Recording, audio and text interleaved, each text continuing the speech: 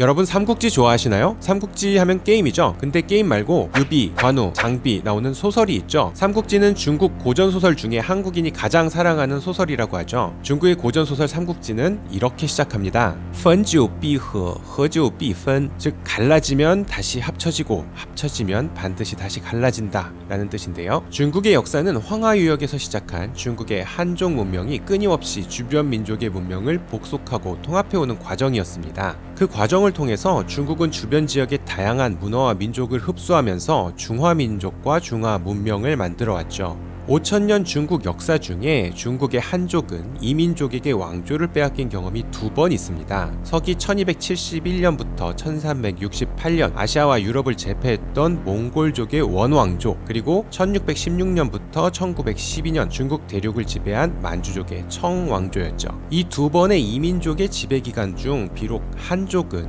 핍박을 받았지만 중국의 문화는 한족의 문화를 기반으로 이민족의 문화가 융합되면서 더욱 번성하였습니다. 청나라가 망하고 난 후에 중국은 서구 열강들에게 탈탈 털리는 시기를 겪게 되는데요.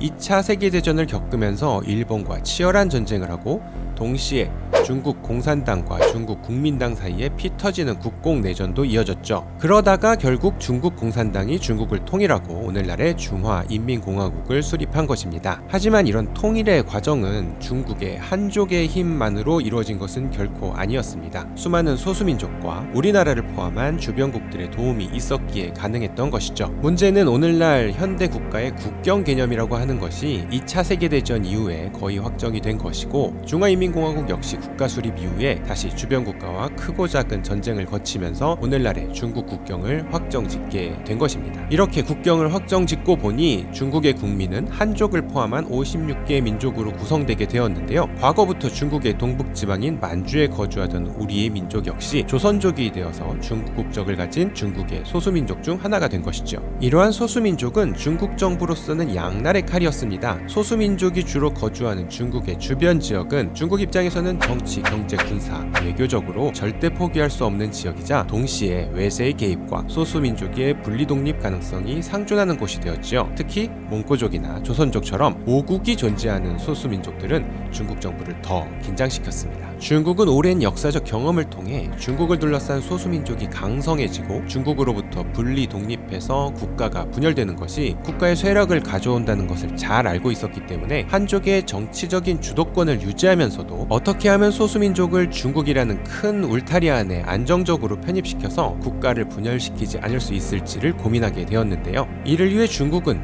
중화민족과 중화문화라는 한족과 소수민족을 거대한 테두리로 하나로 묶는 정책을 쓰고 있습니다. 즉 소수민족도 하나의 중화민족이고 소수민족의 문화와 역사 역시 중화문화의 일부분이라는 논리죠. 우리가 많이 들어서 알고 있는 문제 중국의 동북공정은 우리 입장에서 보면 우리 민족의 역사와 문화를 중국이 자기 것이라고 우기는 말도 안 되는 논리지만, 중국의 입장에서 보면 결국 중국의 동북지방인 만주 일대를 둘러싼 역사와 문화를 중국 국민의 일부인 조선족의 역사와 문화로 만들고 조선족들에게 중국 국민으로서 정체성과 자부심을 심어주어서 분열되지 않는 중국을 만들기 위함입니다. 자, 그럼 우리는 어떻게 대응해야 할까요? 제 생각은 이렇습니다.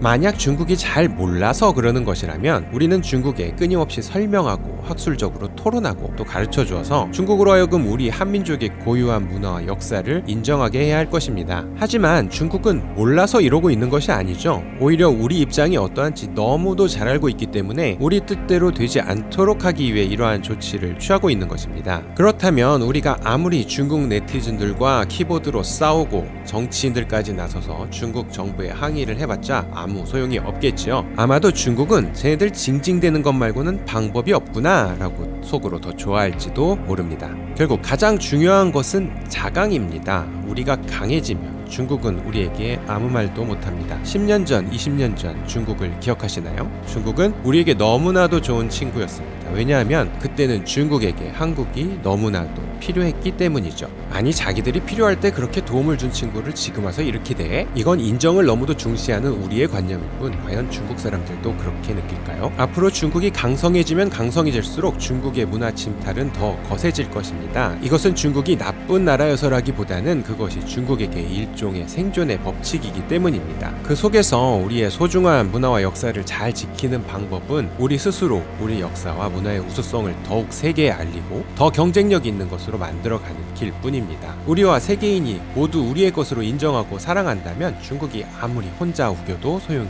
없을 테니까요. 전편에서는 중국이 왜 자꾸 모든 것을 중국 것이라고 우기는지 그 속내를 한번 살펴보았습니다. 이번 편에서는 중국이 왜 무엇이든 통제해야만 하는지를 알아보려고 합니다. 뭘 그렇게 통제하려고 드는지 그냥 보고만 있기에도 참 짜증나는 일이죠. 제가 보기엔 세 가지 측면에서 그 원인을 찾아볼 수 있을 것 같습니다. 하나는 오랫동안 뿌리 박힌 문화적인 요인, 두 번째는 중국의 정치 체제에서 기인한 요인, 세 번째는 중국이 처한 지리, 인구, 환경적인 요인입니다. 첫 번째 문화적 요인은 바로 전체가 개인을 우선한다는 전체주의적 사상에서 기인합니다. 사실 이러한 성향은 중국뿐 아니라 우리나라도 아주 강하죠. 어쩌면 원래는 우리가 중국보다 더 전체주의적 경향이 강했을지도 모릅니다. 자, 보세요. 우리나라, 우리 집, 우리 학교, 영어에서는 my country, my home, my school 이라고 할 것들을 모두 우리 거라고 하죠. 심지어 옆집 아줌마하고 이야기하면서도 우리 남편? 이라고 말하기도 합니다. 말도 안 되죠. 우리 남편이라니. 그래도 우리에겐 그것이 더 자연스럽습니다. 네, 우리나라 국민에게도 전체주의적 관념이 강하게 뿌리 박혀 있습니다. 그러니까 국가대표 선수들이 올림픽에서 금메달을 따면 온 국민이 환호하고 축구 국가대표 선수들이 월드컵 4강에 진출하면 온 국민이 하나가 되는 이유입니다. 그런데 우리나라는 경제발전 과정을 거치면서 개인주의적인 성향이 아주 많이 더해졌습니다. 그래서 점점 프라이버시가 더 중요해지고 조직을 위한 개인의 희생이 비록 미덕이긴 하지만 강요할 수 없는 그런 수준에까지 이른 것 같습니다. 최근에는 이러한 개인주의적인 성향이 더 강해지면서 오히려 조직을 위한 개인의 희생보다는 남을 위한 개인의 희생을 더 소중하고 의미 있게 보는 경향도 있는 것 같아요. 대를 위해서 소를 희생하는 것이 구태고 부질없다 이런 생각도 생긴 것 같고요. 모든 것이 문화적, 사회적 현상이다 보니 뭐가 좋고 뭐가 나쁘다고 단정지어 말하기는 어려울 수도 있을 것 같습니다. 그럼 중국은 어떨까요? 중국도 우리나라하고 비슷합니다. 어찌 보면 개인의 삶 속에서는 우리보다 더 극단적인 개인주의가 보입니다. 길에서 누가 쓰러져서 도움을 청해도 기꺼이 도움을 주는 사람이 없을 정도입니다. 자칫 좋은 마음으로 가서 도움을 주었다가는 본인 때문에 어디가 잘못되었다, 돈이 없어졌다 등 덤탱이를 씌우는 일들이 워낙 많다 보니 사회적 신뢰가 땅에 떨어지고 개인은 더 극단적인 개인주의로 치닫고 있습니다. 사회적 신뢰, 이 부분은 다음 편에서 좀 더 살펴보도록 하겠습니다. 사회적으로 모르는 사람에 대해 팽배해진 불신은 반대로 아는 사람들끼리 서로 의지하는 모습으로 나타나기도 합니다. 이것이 여러분도 잘 아는 중국의 펑여오 문화 혹은 관시 문화와도 관련이 되어 있죠. 여기까지 살펴보면 어차피 중국이나 우리나라나 똑같이 유교 문화권에서 서구 문화를 받아들이고 급격한 경제 발전으로 개인화된 사회, 별반 다를 것이 없어 보입니다. 그런데 중국은 여기서 두 번째 이유인 정치 체제에서 기인한 요인이 더해집니다. 우리나라는 국가주의적 교육이 1990년대 문민정부가 출범하고 민주화가 되면서 급격히 줄어들었습니다. 영화 국제시장에서 나온 유명한 국기에 대한 경례의 장면이죠. 1972년 제정된 국기에 대한 맹세도 2007년 그 워딩이 많이 바뀌었는데 개인화된 우리 사회의 특성을 반영한 것이라 생각됩니다. 결국 이러한 사회적 분위기의 변화에 따라 우리 마음속에 전체가 가지는 비중은 점차 줄고 개인이 차지하는 비중이 꾸준히 높아지고 있는 셈입니다. 그런데 중국은 1949년 중국 공산당이 중국을 통일하고 중화인민공화국을 수립한 이후 지속적으로 국가주의적 교육을 시행해왔습니다. 물론 중국도 사회 분위기는 1976년 개혁개방 정책 시행 이전과 이후로 크게 달라졌습니다. 중국이 개혁개방을 실시하고 사회주의 시장경제를 도입할 때 많은 서방의 학자와 정치인들은 폐쇄사회였던 중국이 자유의 맛을 보고 시장경제의 풍요를 누리게 되면 국민들로부터 민주의 욕구가 분출되고 결국 중국 공산당 일당 독재의 정치체제가 무너지게 될 것이라고 기대했었죠. 하지만 결과는요? 그럴수록 중국 정부는 사회주의 시장경제 하에서 어떻게 하면 국민들이 정해진 틀을 넘지 않게 하는 선에서 지속적인 성장을 이뤄갈 수 있을까를 고민한 것 같습니다. 중국은 시장에 자유를 주어 경제에 활력을 불어넣는 데 성공하는 한편 이렇게 자유로운 분위기가 선을 넘는 경우에는 가차없이 그들을 처단해왔습니다. 정치적 저항으로 대표적인 사례는 6.4 천안문 사태와 얼마 전 홍콩의 우산혁명을 들 수 있겠죠. 경제적으로는 얼마 전 마윈을 비롯한 빅테크 기업 길들이기를 포함해서 중국의 부자 랭킹은 중국 정부의 살생부라고 불릴 정도로 크게 성공한 사람들은 크게 관리를 당할 수밖에 없었죠. 우리나라에서는 대통령만 하고 나면 감옥에 가는데 중국에서는 최고 부자로 등극하기만 하면 감옥에 가는 일들이 벌어지고 있으니 한국하고 중국은 뭔가 비슷하면서도 다르죠. 세 번째 이유는 중국이 처한 환경입니다. 제 생각에 아마도 이 부분이 우리나라 사람들로서는 결코 쉽게 이해가 되지 않는 부분일 수 있습니다. 우리가 나고 자란 환경과는 너무도 다르니까요. 가장 대표적인 사례를 하나 들어볼게요. 뉴스의 일기예보를 보시면 오늘은 전국에 비가 내리겠습니다. 이런 멘트를 자주 듣죠. 만약 중국에서 이런 일기예보가 나온다면 아마도 역대급 재난이 될 것입니다. 중국은 이처럼 엄청나게 큰 땅덩어리 그리고 엄청난 엄청나게 많은 인구를 가지고 있습니다. 그리고 그 땅덩어리와 인구에 비해서는 턱도 없이 부족한 자원을 가지고 있죠. 이제는 조금 이해가 되실까요? 만약 여러분들도 이런 나라의 리더가 되신다면 제한된 국가의 리소스를 어떻게 관리해서 효율적으로 활용하느냐가 가장 중요한 과제가 될 것이 분명합니다. 바로 통제죠. 중국에서 살면서 하도 황당한 일들을 많이 겪다 보면 그냥 익숙해지게 됩니다. 그래도 이건 참 너무하다 싶은 생각이 들어서 친한 중국 친구한테 컴플레인을 하면 그때 가장 많이 돌아오는 말이 중국월 엔타이도, 중국엔 사람이 너무 많아 라는 답입니다. 즉 별의별 사람이 다 있다 보니까 관리가 잘 안 돼서 벌어지는 일이란 그런 의미입니다. 처음에는 할 말이 없으니까 별 핑계를 다 댄다 싶었는데 오래 지내다 보니 그 말의 의미를 조금씩 알 것도 같더라고요. 그렇기 때문에 중국은 우리가 보기에 너무나 많은 것들을 통제합니다. 아이 낳는 것도 통제했고 지금은 풀렸죠. 애완동물 키우는 거, 인터넷 하는 것, 사람이 모이는 것, 이동하는 것, 돈을 버는 것과 쓰는 것, 회사를 세우고 운영하고 접는 것, 정말 많은 부분들을 통제합니다. 그리고 그것이 최종적으로 국가를 위해 바람직하다고 하면 언제든 개인의 피해와 손실은 희생해야 하는 부분이 됩니다. 그러니까 코로나 제로 정책으로 언제 어디서든 건물이든 도시든 봉쇄가 가능한 것이죠. 이런 일들은 통제받지 않던 사람들에게는 아주 불편하고 기분 나쁜 일일 것입니다. 저도 싫습니다. 하지만 분명 어떤 부분은 우리가 중국을 충분히 이해하지 못해서 그렇지 필요할 수도 있겠다 싶은 생각이 들기도 합니다. 전편을 통해 중국은 왜 모든 것을 집어삼키려 하나와 중국은 왜 통제해야만 하나 하는 물음에 대한 답을 찾아보았습니다. 이번 편에서는 중국이 만들면 왜 후진가 하는 질문을 던져보려고 합니다. 질문을 던지고 보니 과연 이 질문이 팩트인가 싶은 생각이 듭니다. 중국 제품이 후진가요? 장단건대 아마도 여러분들이 매일매일 사용하고 계신 물건들의 70% 이상은 메이드 인 차이나일 것입니다. 그 제품들이 모두 후지다고 느끼시나요? 아마 아닐 건데요. 잘못된 질문으로부터 도출된 답은 분명 잘못된 답이 됩니다. 그래서 이 질문의 의미를 좀 더 명확히 짚어볼 필요가 있어 보입니다. 그럼 질문을 우리는 왜 중국산을 후지다고 느낄까로 바꿔볼까요? 실제로 저는 단지 가성비뿐만 아니라 정말 좋은 중국 제품들을 너무 많이 봐왔기 때문에 이 중국 제품이 모두 후진 것이 아니라는 것을 잘 압니다. 그런데도 제 마음 한구석에는 중국산은 후지다 하는 생각이 자리 잡고 있습니다. 모순이죠? 아마 여러분들도 비슷한 상황일 겁니다. 그 원인도 세 가지로 살펴보겠습니다. 첫 번째는 우리는 과거의 중국에 너무 익숙하다는 것입니다. 두 번째는 우리 스스로 너무 싼 비지떡만 찾는 것은 아닌가 살펴봅시다. 세 번째는 가장 중요한 것인데요. 중국의 사회적 신뢰의 문제입니다. 중국이 세계의 공장이 되기 시작한 건 1990년대입니다. 지금도 일정 부분 그렇지만 당시 중국에서는 정말 저렴한 인건비로 상상할 수조차 없는 가격으로 제품을 생산해냈습니다. 네, 매일 아침 여러분을 단잠에서 깨워주는 알람 시계를 예로 들어보죠. 한국 공장에서 생산하면 생산 단가가 10달러 정도 되는 알람 시계가 있습니다. 중국 공장에서 생산하면 8달러 정도면 비슷한 성능과 외관의 제품을 만들 수 있습니다. 그런데 내부 부속 좀 바꾸고 시계 케이스의 플라스틱 원료와 도료를 좀 싼 걸로 하고 시계 유리를 중국 업체 제품으로 변경하면 1달러 정도면 비슷한 외관의 제품을 만들 수 있습니다. 1달러짜리 알람 시계의 품질은 물론 후지입니다. 하지만 시계가 가긴 갑니다. 가끔 시계 바늘이 빠질 때도 있지만 우리나라는 좁은 시장에서 치열한 경쟁을 해야 하는 시장입니다. 그래서 어떻게 해서라도 디테일에서 더 나은 제품을 가지고 경쟁을 해야 경쟁에서 승리할 수 있습니다.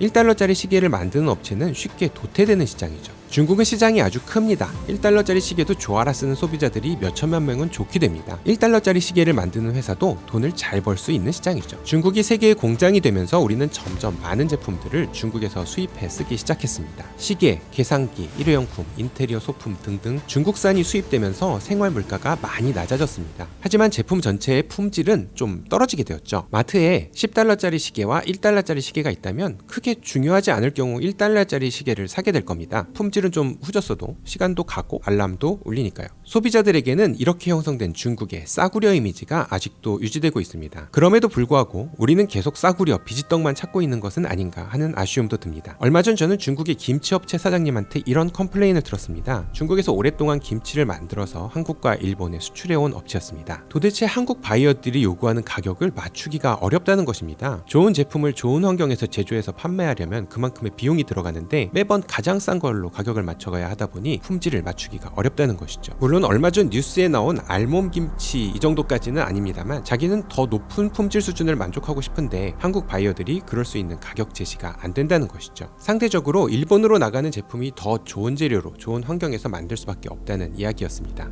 김치업체 사장님께서 돈을 더 벌기 위한 단순한 핑계로 들으실 수도 있겠지만 중국에서 불량한 제품이 만들어져 국내 시장에 판매된다고 한다면 모든 책임이 제조사에만 있지 않을 수도 있겠구나 하는 생각이 들었습니다. 있었습니다. 저는 사실 가장 큰 문제의 근원은 중국 사회가 갖는 사회적 신뢰의 문제가 아닐까 생각됩니다. 전편에서 설명드린 바와 같이 중국 사회는 국가적 이슈에 대해서는 강력한 전체주의적 성향을 갖는 동시에 개인 간 문제로 시선이 옮겨지면 극단적인 개인주의적 성향을 보이고 있습니다. 이렇게 모순적인 성향을 보이는 이유는 사회를 통합할 수 있는 보편적 가치관이 없기 때문인데요. 중국의 전통적 가치관인 충, 효, 인, 의, 예 등의 유교적인 가치관은 일찌감치 봉건 사회를 타도하면서 종말을 맞이했습니다. 그리고 그 자리는 사회주의 유물론 가치관이 대체되었죠. 당연히 종교적인 가치도 무너졌습니다. 불교의 자비나 기독교의 사랑 등 인간 사회를 따뜻하게 만들어줄 수 있는 보편적인 가치가 사라졌습니다. 결국 중국 사람들은 천당이나 극락에 가기 위해 현세에서 선한 덕을 쌓아야 할 이유가 없어졌습니다. 꼭 내세를 위해서가 아니라 하더라도 이번 생에서 당장 잘 사는 방법은 착하게 살아 사람들이 인정하고 존경을 받는 것보다는 돈과 권력을 많이 얻는 것이 성공한 삶을 사는 더 의미 있는 방법이 되었죠. 자, 중국 시장은 싸게만 만들면 얼마든지 소비해줄 여력을 가지고 있습니다. 때로는 맛을 좋게 하기 위해, 때로는 보기에 더 예뻐 보이기 위해, 혹은 더 저렴하게 제품을 만들기 위해서 몸에 안 좋은 원료를 쓰는 것은 누구나 다 그렇게 하는 마땅한 방법이 되어버립니다. 남들이 다 그렇게 하는데 나 혼자만 성실과 신의를 지켜간다면 시장에서의 생존 확률은 그만큼 더 줄어들게 되겠죠. 제가 중국에 처음 갔을 때 버스를 타는데 사람들이 너도 나도 밀치며 버스에 올라타는 모습을 보고서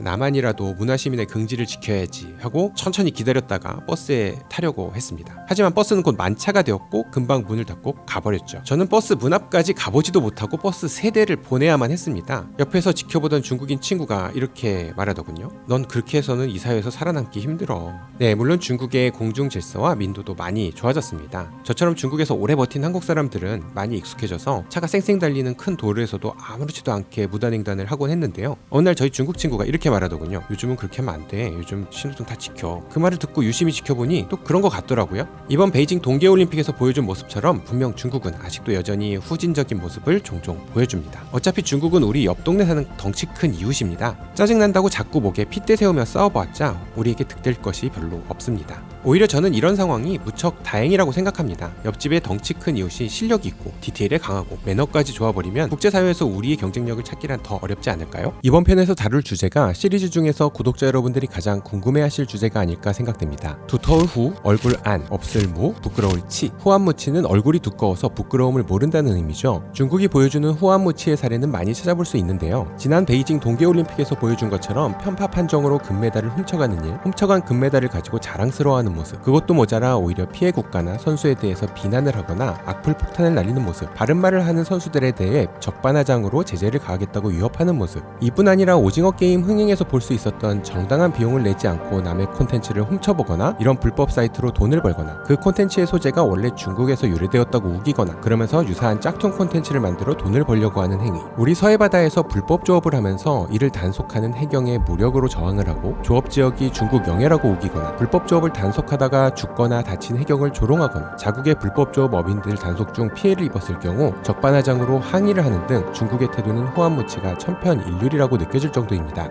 그런데 우리는 보통 중국 사람들이 체면을 중요시한다고 하지 않나요? 체면을 중요시하는 나라가 어쩌면 이렇게 행동할 수가 있죠? 뭔가 많이 모순된 모습을 보여주는 것 같습니다. 제가 보기엔 중국이 말하는 체면, 면즈라고 하죠. 그런 체면과 우리가 말하는 체면은 개념 자체가 좀 다른 것 같습니다. 우리가 말하는 체면은 그 근거가 정의와 법도 등 성리학적 가치관에 근거한 경우가 많이 있습니다. 과거 조선은 명나라와 4대 외교를 했죠. 그런데 청나라가 강성해지면서 명나라의 명우는 기울어가고 있었습니다. 하지만 조선의 대신들은 오랑캐의 나라인 청과 외교 관계를 맺는 것은 명나라와의 4대 외교의 도리에 어긋난다고 생각했습니다. 결국 병자호란으로 조선은 신흥 강국 청나라에 처맞고 백성이 도탄에 빠지게 되었죠. 유력 대선 후보의 사모님께서 법인카드로 소고기를 사 먹었다. 유력 대선 후보의 사모님께서 주가 조작에 가담했다. 이런 뉴스들은 정의와 법도를 중시하는 우리 유권자들이 보기에는 후보의 체면을 깎아먹는 일이 되어 선거에 부정적인 영향을 미치게 될 것입니다. 하지만 중국이 말하는 체면은 힘의 원리에 보다 가깝습니다. 이번 베이징 동계올림픽을 보면 중국이 강력한 국력을 기반으로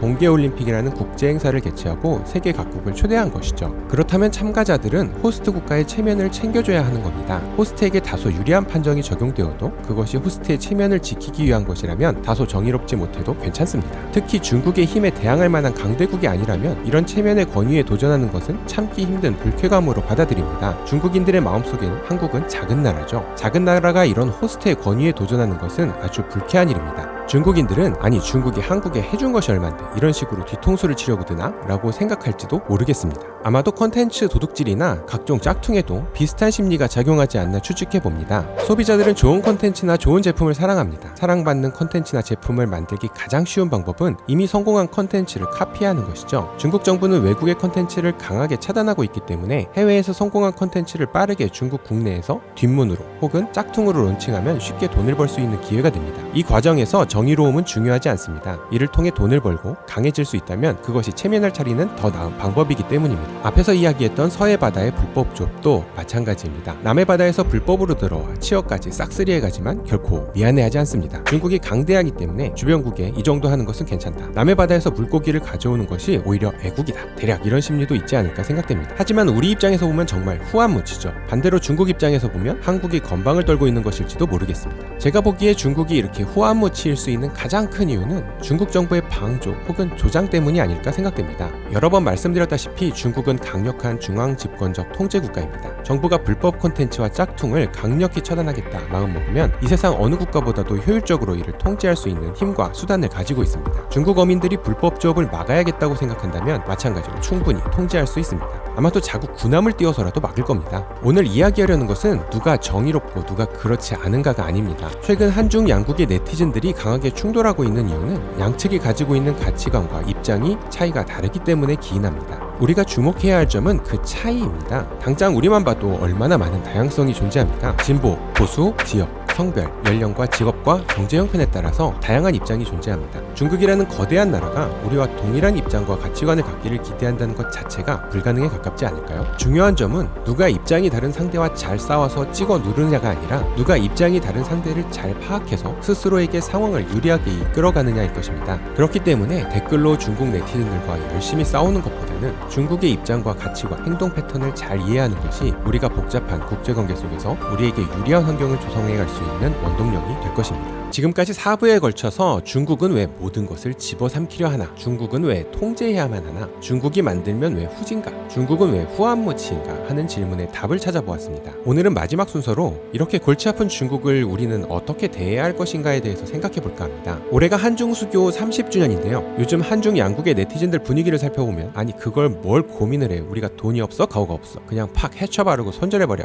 라고 생각하는 분들도 꽤 되실 것 같아요. 뭐 기분대로 해도 되면 그렇게 하는 것도 방법인데요. 외교란 것이 워낙 서로 얽히고 설킨 것들과 많은 복잡한 상황이라서 손절을 하던 배프가 되던 하나하나 제대로 따져보고 할 필요가 있다는 것이죠. 저는 글로벌 패권의 이동과 질서의 변화에서 한중 관계가 가야 할 길을 한번 살펴보겠습니다. 1차 세계대전 이전에 글로벌 초강대국이었던 것은 영국이었죠. 그때만 해도 신대륙 미국은 유럽에서 해먹을 것이 없는 사람들이 맨 땅에서 삽질을 하며 재기를 꿈꾸던 곳이었죠. 그때 미국은 구대륙들은 니들이 알아서 해먹고 아메리카 대륙의 질서는 미국이 알아서 할 테니 간섭 좀 하지 마라 라는 입장이었습니다. 그런데 2차 세계대전을 겪으면서 유럽은 초토화되고 미국이 새로운 글로벌 강대국으로 떠오르게 된 것이죠. 유럽과 미국, 러시아, 중국 등 세계 열강들은 2차 세계대전과 같은 참화를 막기 위해 세계의 질서를 조정하는 기구, 즉 유엔을 창설하게 됩니다. 마침 소련 주도하의 공산주의 진영과 미국 주도하의 자본주의 진영이 충돌하기 시작하면서 1940년대부터 1970년대까지 장장 30년간 미소냉전의 시대가 계속되었죠. 이때부터 미국이 세계의 절반인 자본주의 진영의 큰 형님이 되었습니다. 미소 군비 경쟁으로 미국과 소련은 지구를 몇 번을 박살내고도 남은 강력한 국방력을 갖게 되었죠. 이 시기에 분명히 미국과 소련 둘 중 하나에 줄 서지 않으면 생존하기 어렵던 시기였던 것 같습니다. 그럼 이때 우리나라는 잘 아시다시피 반으로 쪼개져 윗동네는 소련줄, 아랫동네는 미국줄에 섰죠. 미국과 소련을 대신해서 3년 동안 동족 상잔의 피비린내 나는 전쟁을 하면서까지 어떻게든 잘 살아보려고 발버둥 친 것입니다. 미국과 소련이 격하게 충돌하면서 공산주의 진영과 자본주의 진영이 겉에서 보기엔 탄탄하게 유지되는 것처럼 보였지만 공산주의 진영은 연이은 경제정책의 실패로 내부에서 새로운 노선들이 등장하고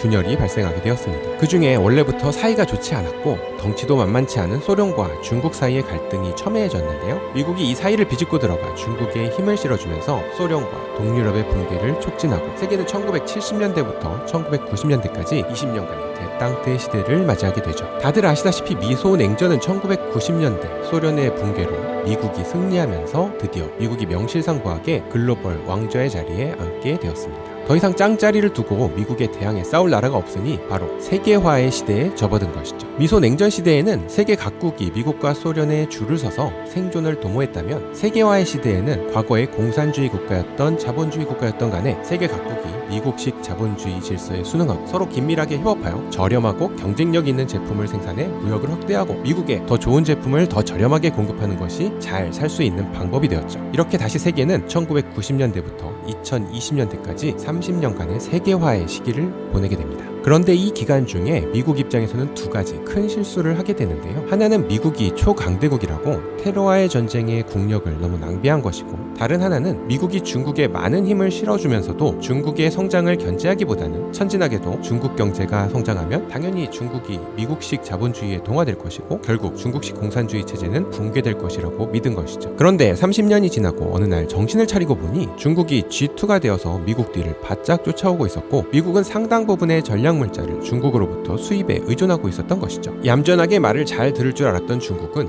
1대1로 정책으로 세계 각국의 영향력을 높여가면서 미국의 아메리카 대륙은 니들이 알아서 해먹고 유라시아와 아프리카 대륙 질서는 중국이 알아서 할 테니 간섭 좀 하지 마라 라고 이야기하는 상황이 된 것이죠. 마치 미국이 글로벌 패권 국가로 떠오르기 시작할 때와 비슷한 시츄에이션 아닌가요? 아무튼 그제서야 트럼프 대통령이 나서서 중국과의 무역 전쟁으로 관세 장벽을 치고 4년간 난리를 쳤지만 미국인들의 물가만 높아졌지 달라진 것은 없었습니다.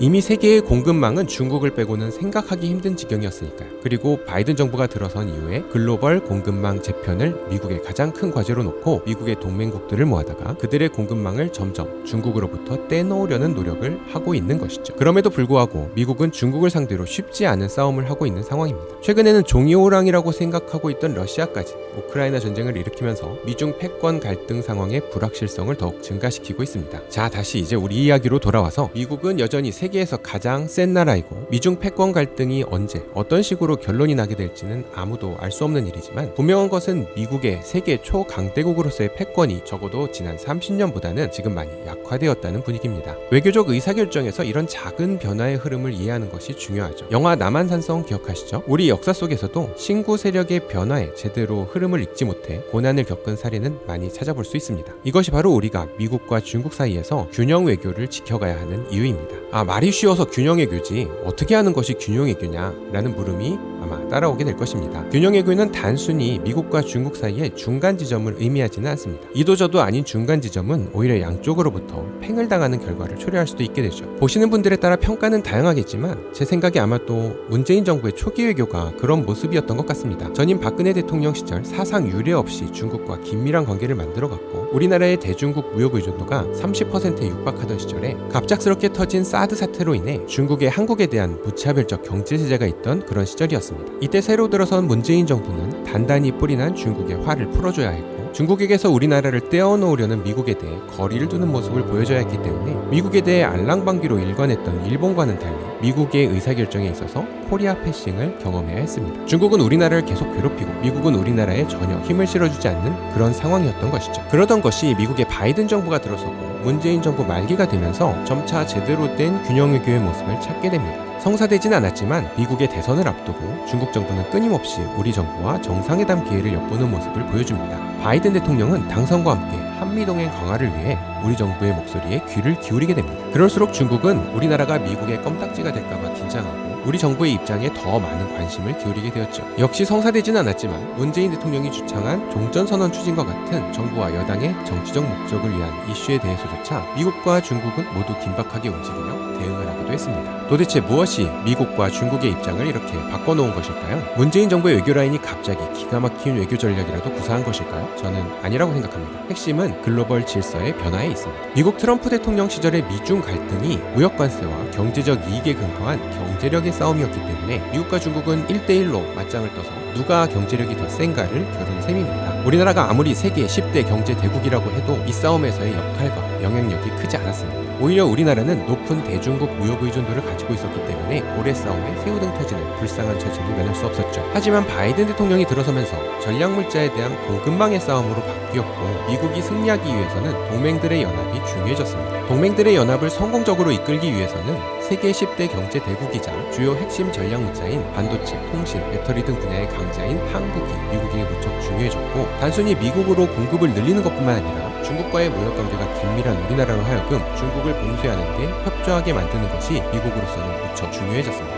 반대로 중국 입장에서는 우리나라가 휘딱 미국 편에 붙지 않고 중국과 꾸준한 공급망을 유지하도록 만드는 것이 중요해졌죠. 때문에 중국은 지난 5년간 꼭꼭 막아두었던 한한령도 조금씩 풀거나 문재인 정부가 추진한 종전선언의 일정 부분 역할을 하려는 모습을 보이면서 동시에 북한을 활용한 군사적 긴장의 강도를 높이는 양면 작전을 구사하고 있는 것입니다. 우리나라 입장에서는 균형 외교를 한번 해볼 수 있는 환경이 마련된 셈이죠. 결국 균형 외교는 글로벌 질서의 변화를 얼마나 빠르게 캐치하느냐와 그런 환경이 조성되었을 때 균형외교 전략을 추진할 수 있을 만한 국력을 갖추고 있느냐, 이 두 가지 조건이 만족할 때 비로소 실현될 수 있을 것입니다. 현재 글로벌 질서는 소위 말하는 신냉전으로 들어가는 초입에 있습니다. 세계화의 시대가 저물고 신냉전의 시기로 넘어간다는 것은 앞으로 대만 전쟁이나 제2차 한국 전쟁과 같은 생각하기에도 끔찍한 엄청난 실현의 가능성이 점차로 높아지고 있다는 의미이기도 합니다. 하지만 그나마 불행 중 다행인 것은 지난 반만년 역사를 되짚어 그 어느 때보다도 우리나라는 균형 외교를 펼칠 수 있는 좋은 위치에 있기도 합니다. 이러한 위기를 어떻게 넘기느냐가 앞으로 30년 뒤에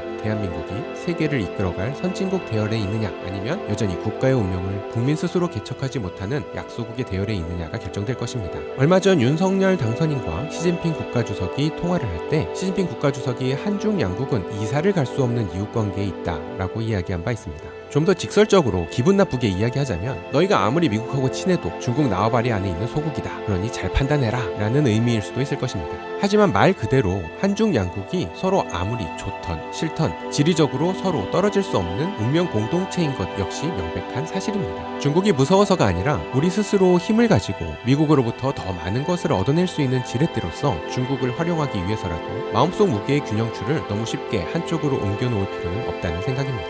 앞으로의 영상이 궁금하시다면 구독과 좋아요, 알림 설정 부탁드립니다.